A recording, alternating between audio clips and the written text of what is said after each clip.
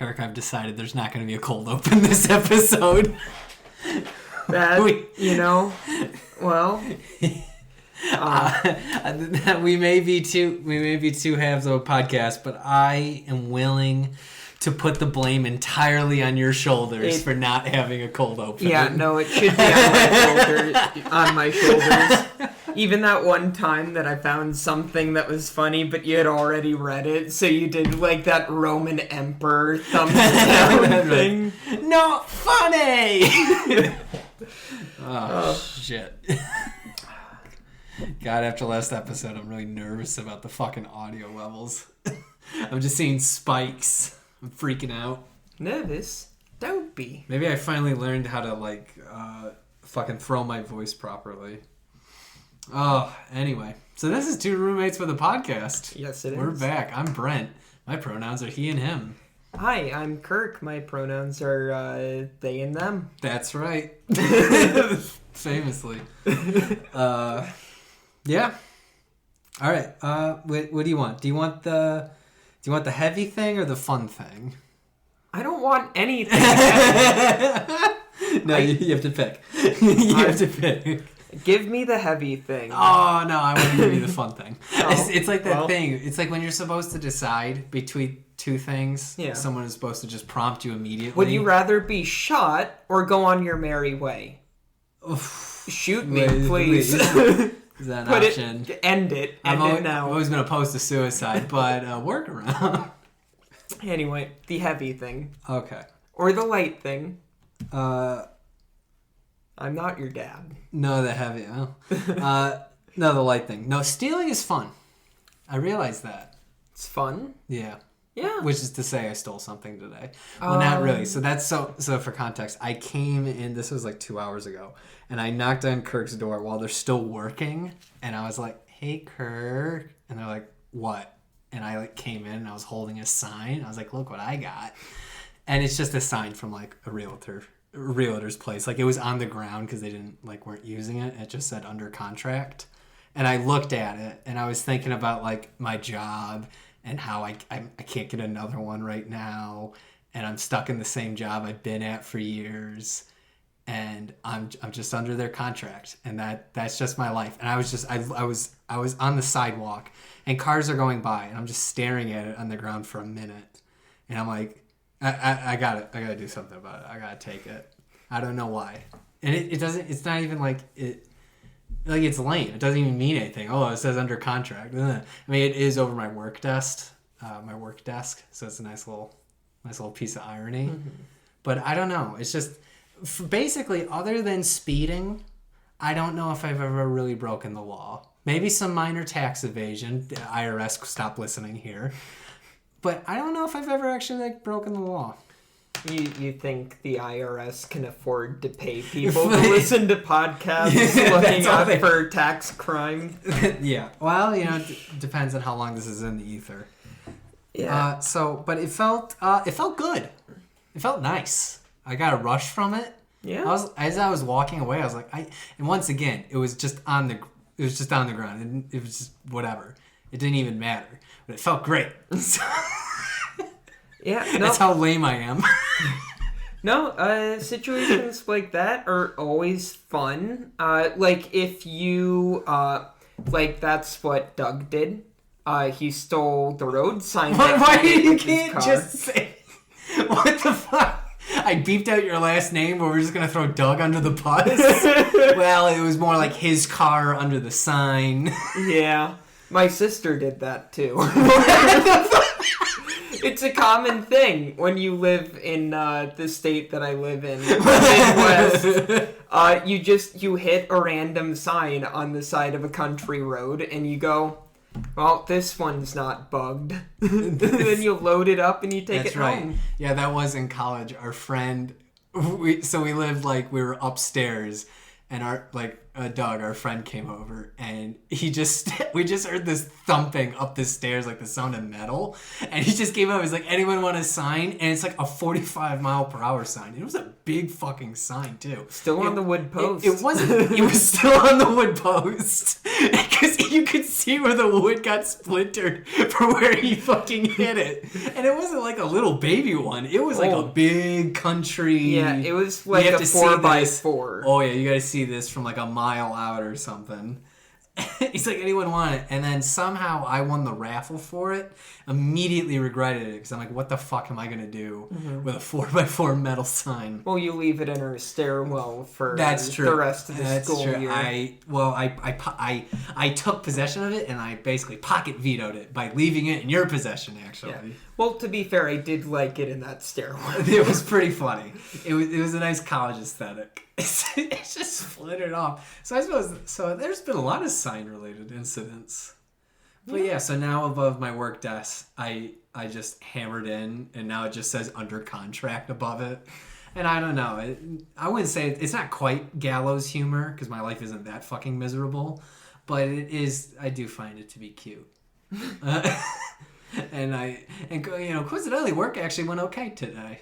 Oh, really? Yeah. Yeah, work went well for you. Yeah, did it? it? Yeah, it went well for me, Kirk. My job's. I suppose it's okay. Wait, so how's your job? I mean, your day went well. I mean, I didn't hear you banging the desk or sounds. I had 3 of the worst calls that I've had in like the past couple months. Yeah. Yeah. Can you give them their names and addresses? Sometimes I hear down the addresses of these people. I write it down in a journal. Yeah. I'll do it. Don't worry. So that way I can call them up on a payphone and like whisper, I have your product that Kirk services. Yeah, it was fucking, so like the first one, I was on the phone for an hour and I'm like trying to explain what I need and the person just keeps interrupting me and then rambling. And it's like, look, like eventually like it came through in my voice. I'm like, yes, I understand, but can you just give me your last name so I can look up the account already? And then another call was like that, went on for an hour, and then the last call of the day, I was just like, I don't have to put up with this. I'm 7 minutes over the end of my shift already, and I'm just gonna give this guy whatever the fuck he wants. Because, We want a replacement part? Is it not under warranty? I don't care. Yeah, I'm like, I don't care. I am given broad sweeping powers to make the customer happy. And they will maybe review that ticket, randomly selected, and then come back to me and be like, what was this for? And I'll just be like, it was the one bad ticket that day. I don't know what to say. I like I remember you were saying you got a call from a guy who was basically rebuilding the machine through parts, different customer service rep. And you were looking at it and you're like, how the fuck is this guy getting all these parts? They're out of warranty. And then you realized, oh, it's because you just keep calling and you keep fucking berating until you get to somebody broken like yourself. And they just go, okay, yeah, sure, yeah, free shit. I was like, because in attempting to understand how we got to this point, he was being like abrasive. He was continually talking, and I'm just like, I just need to look up the account, dude. I just need to look up the account. And he's like, oh, well, you know, it hasn't worked optimally ever since I first got it. And then I got replacement parts that I was told would fix it, but that didn't fix it. So then blah, blah, blah. And I'm just like, whatever. I don't want to sit here and say the warranty is void on the parts that you need, and you've already gotten 2/3 of this product in replacement parts, but all of those parts were out of warranty. I didn't want to sit there and explain this to him and attempt to go like, unfortunately my hands are tied, because then I would just pass it up to a supervisor and they do the same thing. I learned this in retail too. As the company person you are, you have an obligation to look out for your company and its best interest, Kirk. Yeah. As a representative. Yeah, I do. Yeah. Yeah. Yeah. Does it go the other way? No, fuck no. Oh. It has absolutely no. It's to the Are you a company? No. Because if the company wanted to watch out for me, they could just give me a fucking cyanide pill.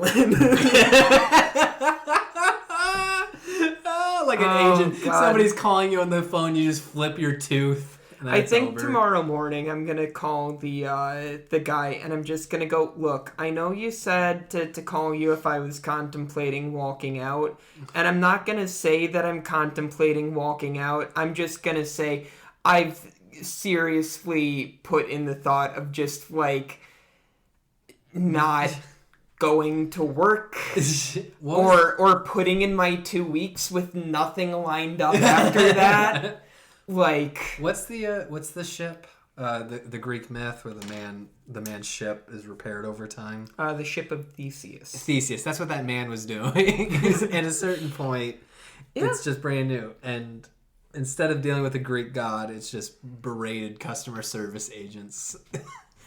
But yeah, in a sense, I wouldn't quite call that stealing, because stealing from companies is fake. It's good practice. It's good practice, and it's it's not real. You can't steal from companies. That anything you steal anything as long as it's from a company. You could go into a bank. Well, that's not stealing. A company owns it. Mm-hmm. It's nothing.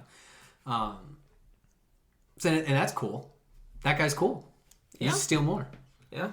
This is a pro stealing podcast. It's pro theft. So I used to work in retail, and I can tell you, at the very beginning, I was like, oh, shoplifting is very wrong. And by the time I left, I'm like, honestly, I haven't really seen anyone shoplifting.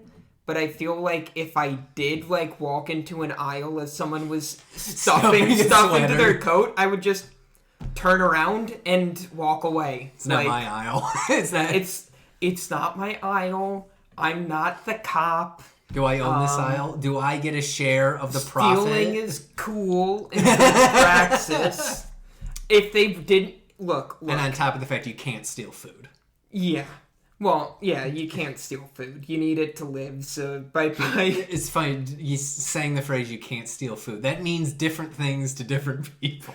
That exact wording. Yeah, it's but yeah, like look, if the company wanted me to actually like care about shoplifting, they would, I don't know, pay me so much more and make that my specific job function, and even then, ideologically, I don't think I could care. Okay, so how about this? So you get, when you catch somebody shoplifting, you either get a portion of the items they were stealing or like a percent amount of its net worth. And then what you start doing is planting the most expensive grocers on people and then catch them as... Whoa, what is this? You're gonna start planting like fucking garlic and shit. Wow, multivitamins, huh? Oh, the expensive kind. This was behind the case. What do we got here?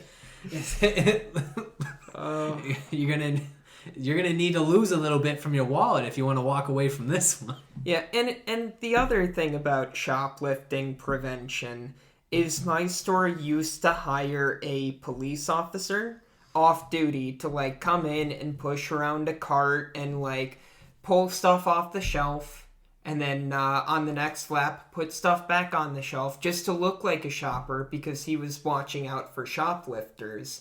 And he's talked with my mom before, and my mom's like, oh, he's the average guy, he just gets very bored doing this incredibly high paying job. Yeah, that'd be like the ideal job. That's what we did in college, was just meander around grocery stores. We meandered around grocery stores. Now imagine if we had got paid someone, like $20 an hour. Yeah, if we had someone in the college administration who like set up contracts with the grocery stores where they're like, yeah, they'll walk around, they'll watch out for shoplifters for like, I don't know, $25-$30 an hour, and then the grocery store goes, yeah, we'll do that. Yeah, $25 an hour. No, it was very high paying. God damn. No, I have a source on the inside who is like, yeah, they have a guy at the police station who's who's like one of his main duties is reaching out and setting up contracts with local businesses so that off-duty police officers have opportunities to like watch out for shoplifters or You guard can continue stores. being a class trader on your off hours. You were reading off... But it pays very good because the guy's like, he knows what to demand and how to get it. So they just get paid a lot for their off-duty work. Yeah, you were reading off jobs to me. And you were saying like an entry-level cop around here was what, making like $33 an hour or something? And I didn't say this, but I was thinking about it. Like, I mean, just imagine, like, you know, you have a high school education, or maybe you have like some college, and you're in America. Like, what real opportunities do you have, like, as a job? Like, anything that would pay or offer a future, have okay health care? I mean, honestly, like, what is there? And it's like one of the only things is basically being the arm of the state. Like, you can become a cop, and individually you'll be more well off. Oh, and the bullshit about it being fucking hazardous. Being a logger, being a roofer dies more annually than a fucking cop. So that's a load of horse shit. Every white person kisses your foot every single step you take. So, and you didn't care about black people to begin with. That's why you became a cop. No, but I mean... Sorry, black cops. Well, you're just kind of... Well, Ice Cube said famously, black cop showing out for the white cop. I mean, he said that in the 90s, so... No, but I mean, like, one of the only things you can do to actually, like, increase your social mobility is to betray your class. And it's just one of the nice little cruelties of this system. I suppose you become a firefighter, which is actual harder and dangerous work, but, you know, do actual more good. But yeah, I mean, there aren't a lot of opportunities, in a word, in America anymore. Yeah. And one of the only things you can do is be a cop.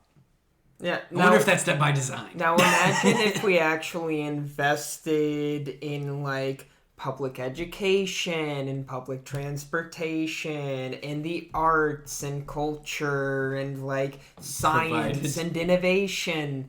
Not for like pushing the economy forward, but just for its own merit. Imagine how much better and happier we could be. Can you imagine it, Brent? Yeah, Can you imagine doing what makes you happy and being paid well? No, I can't. No, I think despair. That's a... Boy, you know, we're not supposed to be negative on this podcast. But despair is like one of the main products America produces now. Is just the feeling of absolute dread that, you know, you're stuck and you don't really have anywhere to go because there aren't any chances for you.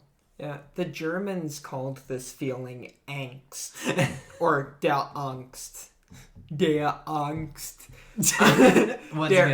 Once again, made up language. Yeah. But if you want to if you are by some miracle completely untouched by the pressures upon the working class or you know, people with mental health issues, read Kafka. You'll hate it. You'll fucking hate it, but the metamorphosis kind of goes over like having a disability or having depression, and its effects upon like your life and that of your family. And other Kafka works just deal with like the crushing bureaucracy and it's in like the effects of like industrialization upon humanity. Read Kafka. I guarantee you will hate it, but it will give you some insight. Well, yeah, because people need insight on why things are bad. If that's why I said if you like don't understand why people could feel despair right now, you'd have to be some kind of fucking sociopath or just an average everyday millionaire or whatever. Yeah. No, making a couple 100,000. Yeah. So like in Office Space, like that was the 90s problem, which is you have a okay job, but it's, you know, it doesn't give you any joy in life. You just go to it and go home.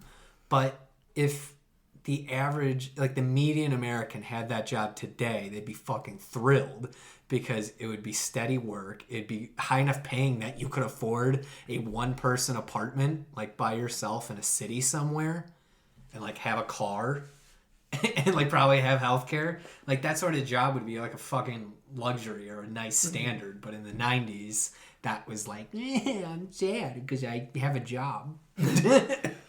Yeah. I can afford a fucking apartment. I have a nice friend who listens to me through the wall. It's Yeah. a good movie. It would be, yeah, and that's the thing, is, like, right now, I'm in a position where I would kill for an office job where I just, like, have the occasional project I have to watch out for and get submitted on time, because the call center is awful. Awful. It grinds you down. I hear it. I come out every day like the man emerging from the gears of the machinery in the Charlie Chaplin film. I'm speaking in telephone terms and like hitting a wrench against my head. I'm a machine man with a machine will. Boy, this started out as the fun topic I had. Well, it was about stealing, and then it evolved. I thought you said no, because I asked for the heavy. No, but then I gave you the fun because I wanted to talk about stealing.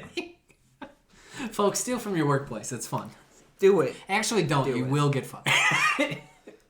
Steal if you don't think you can get caught. If you think you'll get caught, then don't do it. Mm-hmm. Yeah. But if you know you won't get caught, it's just our secret. Yeah. Yeah, if you think you won't get caught, because, like, I want to say it's well over 40% of people steal from their workplaces in some way or another. That's, what pencil do you think I write with? Well, then again, I'm writing because it's at my job, so it's not even stealing. Once again, never broken. I use that pen for work-related things. I didn't even steal it. It sucks. Now my heavy topic. Belief. Because this podcast, I'm agnostic, and if I can reveal it, you're atheist. Dun dun dun. Music sting. Who's atheist? I'll fight him. Your local non-binary communist atheist radical, the scourge of society, Kirk. Yeah. No, but I was thinking about it because I don't think that's actually true. I don't necessarily believe in God, but that doesn't mean I don't have belief. Mm-hmm. Because I suppose like my main like guiding line, or the thing that kind of like helps me along is, in so many words, like dialectical materialism or the class struggle. And in layman's terms, like, the workers and the owners, the people who own your company and you're the schmuck who works at the company. And looking at things through that lens, like the everyday news, why we go to war, why we get paid so little, like most things that happen, I can easily filter through that lens. And a lot of it, like the world we're living in is, it's terrifying, but I'm also comforted because I believe in the class struggle. I can understand why it's happening. I know what are the forces at play, and I could theoretically understand how it would be affected or could be affected, but I still feel like I understand the world. And it might be different from believing in like a higher power. And I don't want to put anything like, I don't want to get too fucking snooty with it I'm not downplaying religion at all. Religion is, maybe some of the organizations behind the religions perhaps aren't the best, but the concept and the belief and the communal aspect, that's all good stuff. I guess I'm just saying, like, when I was an uppity middle schooler and high schooler, I used to think I was hot shit for not believing in God, when I realized, that's stupid. You should believe in whoever, as long as it makes you feel good. But because that's the thing, is I still have belief, and it's just some fat, bearded guy from the 19th century. And he wrote some shit, and I read it once, and I went, yup, that's it. I did it. I believe the very first episode, I brought up the topic of, like, tarot cards or astrology. And I was like, whatever helps you make sense of the world because the world is chaotic and it's frightening, and if you don't understand what's going on, it's a lot worse. So, like, us being communists and all that, it gives us the ability to look at the economy and its effects on social relations and mental health and like all of these other factors and go, okay, but we understand why this is the way it is. It gives us a way to understand what's happening, to rationalize it, and to kind of like cope with the other stresses inherent in daily life. Because I was thinking, like, in broad strokes, like, not getting down to the nitty-gritty of events, but just in broad strokes with, Marxism in relation to myself, there's no real difference between that or if I believed in astrology or if I was Jewish or just, like, that is, they all have principles, they all kind of have morals, and they all guide you in some way. And you feel like you're connected to something bigger than yourself. Like, when I think about that, I think about a large history of people and events and ideas, and I feel like I'm a part of that, and I can contribute to that. And that provides me a lot of comfort.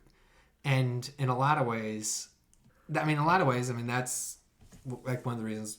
I mean, I'm not fucking qualified to say why religion does or does not exist, but certainly the communal aspect of it and it providing a source of stability or a source of community, whether it be at a church or a lame DSA meeting, which also takes place in a church, because that's where every DSA meeting takes place in.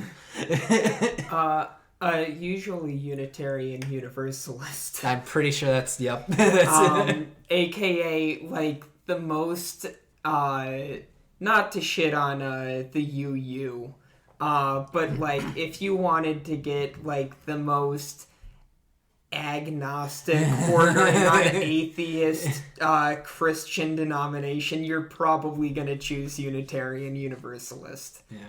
But I've talked before, not in podcast, but definitely before in my life, like that. Because I used to go to church functions as a young kid, and it never really stuck with me. Like, as a young child, I bought into this Jesus fellow, whoever he is. Yeah, like just the general concept of a nice dude. Famously very nice guy. I don't believe I actually believed in anything beyond that. He's a nice dude. He lives in the sky. He listens to you when you talk to him.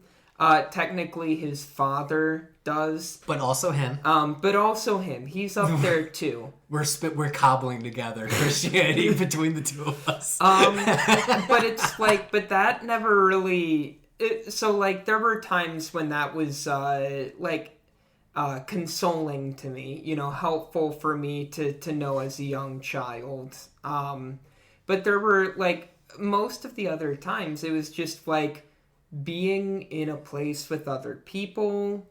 Everyone's kind of happy and cooperative, and you're doing crafts with other people and you're chatting with people, and it's I don't believe in any religion, any theology, but that is something that I still kind of miss, is the being able to go somewhere and have that community of individuals. Right. So I was really looking back on my past and how I treated that versus how I treat it now, because I mean at the end of it, feeling connected with yourself and something else, something higher. I mean, it's I don't even know how to describe it other than it can appear in places just beyond that, and that's when I started thinking about the dialectic. I mean, in terms of how it makes me feel, what's the real difference? I feel like I know the world. I feel like I understand why it's happening, and it helps me. It helps me just get through things. And I think that's neat. So good job, Carl. Yeah. Thanks, Carl. You did it. Thanks, Friedrich, for supporting Carl through his troubling times. Thanks for you and your family owning a factory, so a guy could run up and down the streets of fucking London with his pants around his ankles. What pants? He's already fucking sold them away. Oh yeah, he's got his birthday suit on. And that's just fun. Not to like shit on Karl Marx and Friedrich Engels for like, you know, the particulars of their personal lives. You know, I imagine Friedrich Engels kind of felt like we do, toiling away. I'm sure he was depressed. And Karl Marx was just like... I don't think he was depressed. I think he was pretty jazzed. Yeah, he, you know, like, yeah, you're, like, you can't leave the apartment because you've just pawned off, like, your 5th pair of pants this year to pay for, like, you know, like, food because, you know, you're spending all your time researching the history of economics and writing this text called, like, The Capital. And also hitting on prostitute babes in bars at like 2 a.m. But like, you know, just it's fun to think about, you know. And like, and whenever you know, someone like pulls out the Karl Marx was chronically poor, I'm like, yeah, I can imagine. He lived during one of the highest points of early capitalism and was writing about how early capitalism was bad. I can imagine he didn't make a lot of money. Yeah, you know, getting kicked out of Germany. Yeah. Kicked out of Germany, not really allowed in France, going at odds with the International in Belgium. He fucking invented infighting. Or maybe the people opposing him invented infighting. Oh. It was just the International in general. At that point, anyway. Not to, like, be biased, but... you know, there were some pretty determined individuals. You're gonna get your membership card revoked. Yeah, fuck. I can't. I'm like, I'm gonna like post my political compass at some point, and they're gonna be like, "You're not -9.8, -9.8. You're a tanky." And then the tankies are gonna be like, "You get the wall, Anarchitty." And it's like, if the International is using the political compass as its mechanism. We've truly reached the bottom part. Hate to tell you, but like the 5th International is real, and it is Twitter. Shut the fuck up. Shut the fuck up. Oh my god. Oh, gross. Fucking next topic. Next topic? Yeah. Oh, fuck. I wrote... You said nitty gritty, and I thought about Philadelphia's gritty, just knitting. And I thought that was cute. Jesus.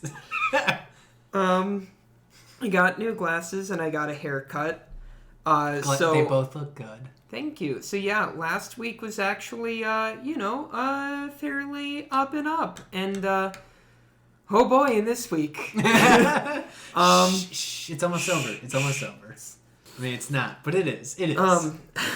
Yeah, but yeah, the new glasses, and the haircut, it wasn't much of a haircut, but it was nice to, like, get out of the house and do some driving, and then, like, walk in and get my hair trimmed.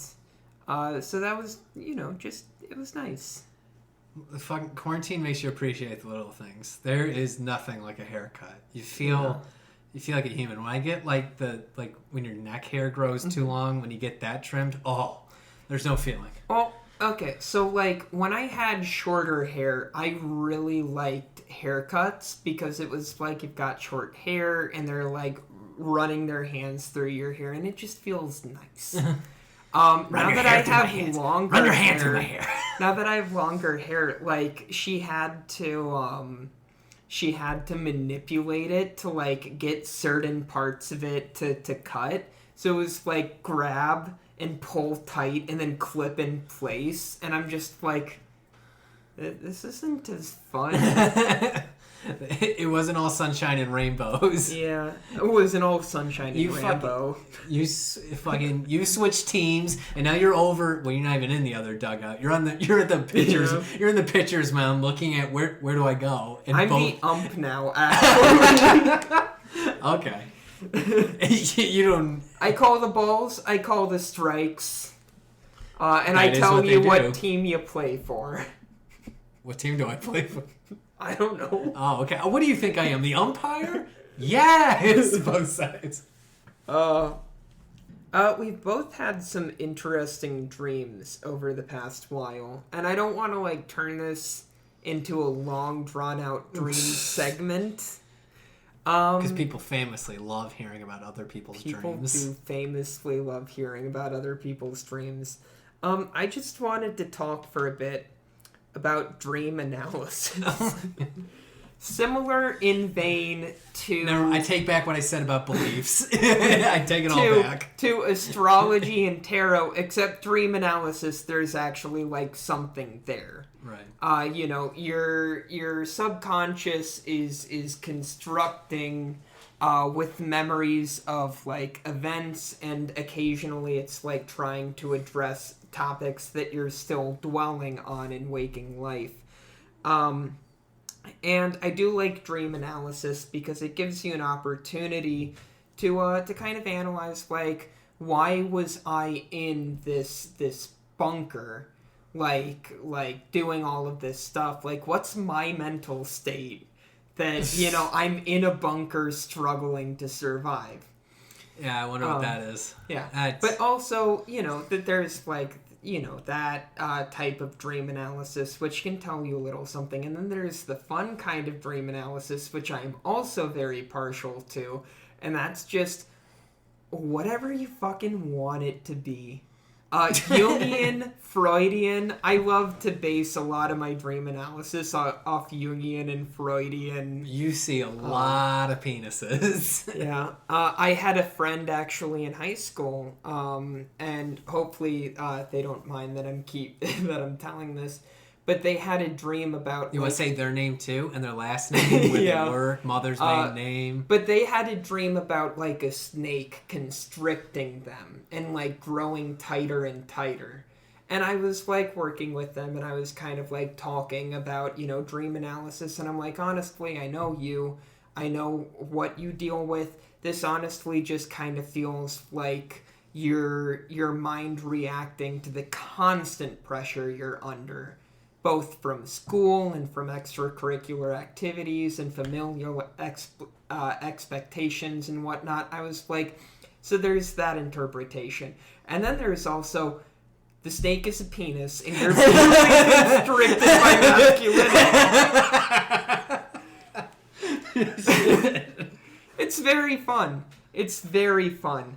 I think Freud gets a bad rap sometimes. By all means, lambast him. But he, he's not actually... Lambast him, I don't care. But, he's not actually saying, we want to fuck our parents. No, I'm pretty... Yeah. Yeah, and, I mean, it's more the opposite sex of our... I don't know, stepbro. How do I boil water? Stepbrother? Stepbrother? What do you mean you don't know how to boil water? You put it on the stove! But stepbrother... But yeah, it's so Freud, when he was writing this Oedipus theory, he's just when you were a very young kid, your entire conception of what the opposite sex is, and even your own sex, is just a kind of loose stereotype derived directly from your parents. And if your family has a somewhat traditional family structure like mine did, for the mother, that's kind of nourishing, she feeds. For the father, that's kind of authoritative because he's the one who leads. And His mustache is very authoritative. And that gets imparted on you. And it's not necessarily that, like, you become sexually attracted to people who remind you to your mother. It's just, if you don't have enough, like, other experiences of women beyond, like, your very rudimental childhood stage, you are going to be attracted to the same qualities, because you're not going to have, like, an entire idea that women can be more than just, like, someone who feeds you and cleans up after you. That's why I'm only attracted to engineers who are constantly, like, yelling at people that, why can't you do your job? They really love building engines too. If my spouse doesn't love building engines, I can't do it. We have to have our mandatory Star Trek TNG part. I wanted to write that down. I wrote Star Trek recap, and I completely forgot what the episode was about today. No, so I had something. So the character Guinan, which is a character where she's been living, she's a different, it's Whoopi Goldberg.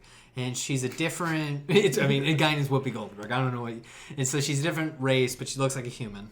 And she's been living for like 800 years. So it's several thousand, I thought. It's some long time. And it's kind of effectively like, in so much, what do you do with immortality? And her answer seems to be, you just hang out for a long time and you just talk to people. And she's gotten to the point where basically she knows exactly, like, what to say to someone, how exactly to solve their inner conflict. And that's a nice way of posing that question, because whenever I think about, like, what do you want, like, eternal life? It's always fucking no. Are you kidding me? I'm just trying to get through this 80 years. I can't think about 800.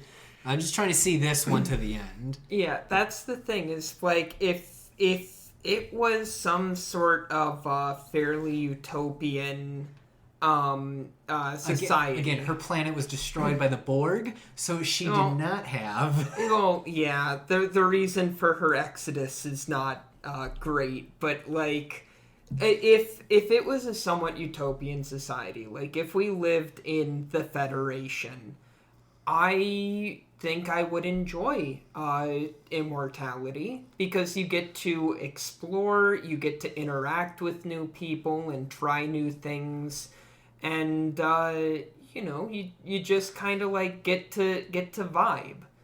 But to live, to have immortality in the here and now, like, as a wage slave, just toiling away in the call center mines. I don't know. I feel you're digging out the internet. You got a burst of it. The Wi-Fi hits you in the face, and now you're gonna get, like, cancer. You're gonna get space mesothelioma. You gotta talk to a space lawyer about it. They're really skeevy. Yeah. They take away all the settlement money. Yeah, and that's one of the things, like, if it's just Star Wars like you see in the movies, that would also be fun. Think about all of the excitement and the adventure. But if it's Star Wars in the EU, where it's like you're living the life of young Han Solo, you're on Corellia, everything's dirty. That's what you would be, though, in Star Wars. That's who you are in Star Wars. Exactly. Is a nobody. Yeah. No, I don't know. I feel like you and the Federation, after 3 weeks, I'd enter in your space studio apartment, and you'd still be, like, lying sideways on the bed watching space YouTube. Maybe. But that's also hard to know. Maybe it's something where I show up and they just go, yeah, so we did, like, a basic brain scan, and it's not like you need medication to, like, cope with your depression, but, like, we just have to put you in an apartment in full view of a park. So the 3 doctors walk into your apartment. Okay, so we saw your scan. Oh, woo! Yeah, we need to put you in an apartment in full view of a park, if not like in a cottage, like in a somewhat in 50 rural place. And also, we need to start you on like whatever the fuck the futuristic version of hormone replacement therapy is. I imagine it's very quick, actually. I imagine the process of transition is... You wake up. Like a couple surgeries, if that. You wake up, you grab your chest and go, woo, I did it. Woo! Hot damn. Get it, quick, get them 50 cc's of nature. Oh my god, this person needs a lake more than I... Kirk needs a lake more than we need oxygen. Yeah, it's like, I can imagine, and eventually, and that's my mindset, is like, I believe that when the human person, like when an individual's basic needs are provided for, you remove like the stress of not knowing if they're going to eat. You remove the undue stress of whatever work environment they're in. You remove all of these stressors, and you'll probably end up with someone at about a median, a human average. And my sincere belief is within a couple weeks, you would start to go, I want to do something. I want to create something. I want to go for a walk, or I want to paint, or I want to draw, or I want to go talk with people, like in a cafe. Like, I believe that there's a very real human drive to do things. And it's just when we have all of these stressors and pressures and expectations, it stifles that, and then we wind up, like me, lying in bed watching YouTube videos for 3 hours, because, like, if I get out of bed, if I stop watching, I have to confront all of the myriad stressors of my everyday life. So what you're saying is our parents are right, and we just need to take a walk, and we'll be fine. No. No. You didn't listen to anything I just said for the last 5 minutes. Well, no, it's because my parents have said the occasional thing like that before. But no, it's like that's only a small part, because we still have all of the underlying stressors in saying, go for a walk, eat something. That's like a Band-Aid on top of a bullet wound. And yes, the Band-Aid is better than nothing, but we need to address like the underlying causes of shitty life syndrome before we can actually hope to cure it. It was when I was talking to my dad one time, and we were going on a walk, but I was just in a good 3-week slump. And he was just trying to ask me, like, what's wrong? And I'm like, I didn't have any exact words for what was wrong. I was just incredibly sad because, it just happens. And he didn't quite compute with him. And, God bless him for at least asking. But it's just like, it was just, I don't know. I don't know how to describe, why have I been sad for a month? I just have been. I don't know. Life. I don't know what you want from me. And he's like, oh, I just don't get that way. And I'm like, love you too. I guess dads are just built different. Do we just need kids and then we're not sad anymore? I don't think that's true. I think millennials have proved. No, I kind of think that, like, our fathers have just so thoroughly repressed bad emotion.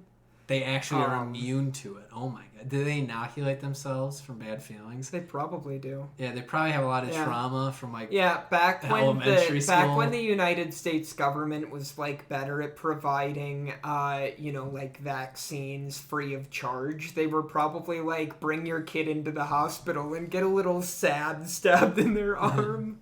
It'll inoculate them against the big mood. Against the sad feelings. I believe that's called MK Ultra. The CIA did it for many years. Speaking of COVID, I watched a TV show. It was only like 6 episodes, and it's called How To with John Wilson, and it's basically in that Nathan Fielder group of comedy where it's real life situations, but you kind of make things awkward. But it was a documentary / a comedy. And I think it prematurely ended because, the concept was he goes around New York, films people, and talks about, nonsense. Mm-hmm. And then at the end of it, it was about February and March, and then it was February or March in New York, and then something bad happened. COVID. It just, that last episode, him exploring, like, COVID, because there was a narration, but the parts where he was talking in the camera and he was like videotaping, I sound old, but when he was like taping people in like grocery lines or people putting up plastic for the first time, or like there hadn't been there's only a handful of cases in America, but everyone, no one knows what to do, and just like capturing like just everyday people in New York not knowing what to do or what's coming next. It was just like, I don't know. I guess I kind of, like, up to that point, like, obviously I know the pandemic is happening, but kind of like what that exactly means, like that emotional package, I guess I had basically ignored it up until right then, because then I just started bawling my eyes out. I was lame. I told Kirk to look away. They kept staring at me while I was crying. Yeah. I told them, I don't understand tears. Human, what? Your water ducks. So this may be a surprise to some of our listeners. Just kidding. Most of our listeners are very close friends of ours. I haven't cried in several years, I don't think. Probably sometime, actually. I used to... Maybe junior year, after the college breakup. Or high school? Junior year of college. Oh, okay. I might have cried a little bit after breaking up with girl. Insert girl. But, like, it's just, it doesn't happen often. And I've been on, feminizing hormones for about 2 months now. I've been waiting for you to get the women's hysteria, and I need to start slapping you so you can become I'm thinking again. I'm just so repressed that I'll have slightly more moments where I'll, like, tear up, but I don't think I'll ever, like, cry. I used to, I would have thought that was pretty cool. Yeah. About a decade ago. Yeah, and then we grew up, and we realized that if you don't cry, it's not healthy. Yeah. But yeah, so it was the end, and just and the thing it was like through the lens of like his interactions with his. Well, first it was like it was talking about his landlord, and me and Kirk both went boo boo. Mm-hmm. But then she was actually a nice like sweet older woman, and they spent a lot of time with each other, and they clearly like, he didn't. It seemed like she was like a mother grandmother figure. It seemed like that was his like. Her grandson, and it was a beautiful relationship. But then when COVID happened, they don't know what to do. They can't see each other because he doesn't want to. They can't even watch Jeopardy. They can't even fucking watch Jeopardy together anymore, and he doesn't want to kill his grandma. And so him taping that in his sad little meek voice, because he sounds a little bit like a dork, but he's cool. So I have to be honest, like I admire the I don't know his name, but like the creator's kind of drive, or he seems like he would be John Wilson. It seems like he would be a little awkward around someone, like if he wasn't recording something. Oh yeah. But like he has the camera, and that episode opens. He wants to make a risotto for his grandmother. Or for his grandmother, aged and similar relationship landlady. Yes. Rolls off the tongue. And he's just like, now if there's like one thing I know about Italian cooking is you have to like be taught by someone. So what does he do? He fucking looks around, finds an Italian flag waving, and then just like strolls into this person's backyard. And he's like, hey. And the guy's like, hey. And he's like, do you know how to make risotto? And the guy's like, risotto's my favorite dish. And then they start hitting it off, and they're talking about other things, and then they go inside, and he's teaching John Wilson how to make risotto. And it's just, like, I admire that kind of, like, ability to just, like, go, I'm taking that leap. I don't care if they yell at me or not. I'm going up. I'm just going to be like, hey, it's the shield of the camera. It's like the most insightful person he talked to on that show was an interior decorator who said there's the person, there's a wall between you, which is the camera, and then there's you. And she's like, I bet you're the kind of person that likes to keep distance from others. And I'm like, holy shit, the interior decorator. Yeah. Fucking whipping out psychology. Yeah, he went in to ask if it's, like, tacky to put, like, a covering on furniture. and she's just like, apart. You're doing the same thing with your camera. Mm-hmm. And, it's so good. I think that was one of the best depictions of COVID. And I was also telling Kirk this, like, you know, with the Spanish flu, I mean, there wasn't, like, the media wasn't the way it is now. Like, there are so many, like, recordings and movies and just, like, either people's fucking TikToks or a TV show about it. And the future generations, I think, are going to get to experience what this is. I don't know, in a way. Like the Vietnam War was heavily televised. But even still, that was just, it affected the people in Vietnam and then the people protesting it. This is something that is affecting every individual, every second, everywhere in the world. Well, unless you're a country who figured it out, like New Zealand, but... Yeah, and that's the thing is, like, we do have, examples of media from the Spanish influenza. It's just we don't have, like, nearly enough of the medium that we are accustomed to. So I think, like, in 100 years during the next great pandemic, because we'll never solve anything, I think that the medium is going to be so far different that, like, no one's really gonna dredge up that many old TikToks or YouTube videos. Well, there's so much information. There's basically no information.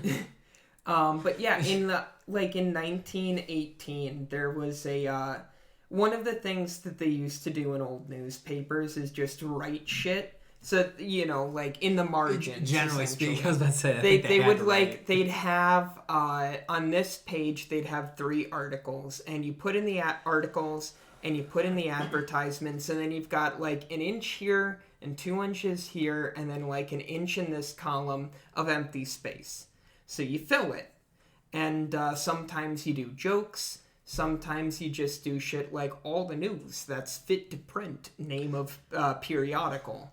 And then other times you just like do like tiny little quips that are very like relevant to the current thing.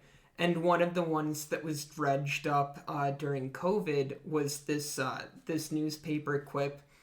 And it was talking about how, like, is so often that the only man that doesn't wear a mask is the one that talks the loudest. Womp womp. And it's like, and that also is very much applicable today. Because, the people who don't wear masks are the ones talking over everyone else about their experiences. Oh, I'm sorry. Am I too quiet for you? Shut the fuck up. I'm fucking trying to fix the audio levels, you fucking bitch. I'm the fucking producer. Keep talking about your 1918. Kurt, you bitch. I'm going to dice you up into a million little pieces. I'm gonna dice you up into 1,000 pieces. I'm gonna put you in a box. A glass box. That I'll display on my mantle. Kirk, you goddamn bitch. You goddamn bitch. So yeah, earlier in the Red Letter Media episode, they mentioned the Philadelphia experiment. Mm-hmm. And I pointed that out to Brent, and I was like, hey, I owned that book once. So the Philadelphia experiment, for those that aren't in the know, was a Navy effort in like the late 40s to the 60s to try and make an entire ship invisible through like the manipulation of magnetic fields. And apparently they made some headway, but, because it's all crack pseudoscience, it went nowhere. And also because it's like crack pseudoscience done by the military, we don't really have like concrete evidence of like what happened and why it happened. So it's just like we have like testimonies from people who said they were involved and they saw someone go insane from like being on the ship when it was actually invisible. And we made the like ship invisible. We did it, but it made everyone on it go insane. So that's why the Navy didn't like follow through with it. And they came off the ship and started saying, "We like socialized medicine." Oh God, kill him! Put him down. But yeah, so like the Philadelphia experiment, they flashed the cover up on the screen, and I was like, I had that book because my grandfather, the cool grandfather, sorry, cowboy Debatable grandpa. cowboy grandpa's fucking awesome. Never met him, but he sounds cool. But like so not like the cool grandfather, but the one that I actually like as a human being. Okay, let's say I think cowboy grandpa's pretty fucking cool. His story about that guy blowing his brains out at the church, pretty sweet.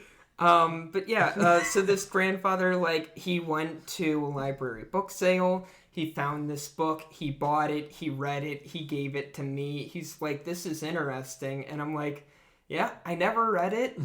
I tried occasionally. But it's much better to just read the Wikipedia page than to read, like, what some dude did research on. Because it's like not even that good of research. That's usually what I like to do with movies that I don't really have an interest in. It's like not enough interest to go watch it, but maybe I want to know what the plot is, and you just skim through it with the Wikipedia. Mm-hmm. That's usually what I do with M. Night Shyamalan movies. Is I want to know what the twist is, but I do not want to spend 2 hours getting there. And he's coming out with the one where that's the Super Bowl commercial where you show up on the beach and now you're older. What? Yeah, so he like I wasn't here for that. Oh, right. So a little kid ran away from his mom on a beach. She found him, and now he's like 40 years old. The kid is, and he's like, "Mom," and she's like, who the fuck are you?" And I don't care enough to watch it, but I will read the Wikipedia article. So there was one M. Night Shyamalan movie. I believe it was an M. Night Shyamalan. It had Harrison Ford. And some other actress who is famous. Harrison Ford and M. Night Shyamalan?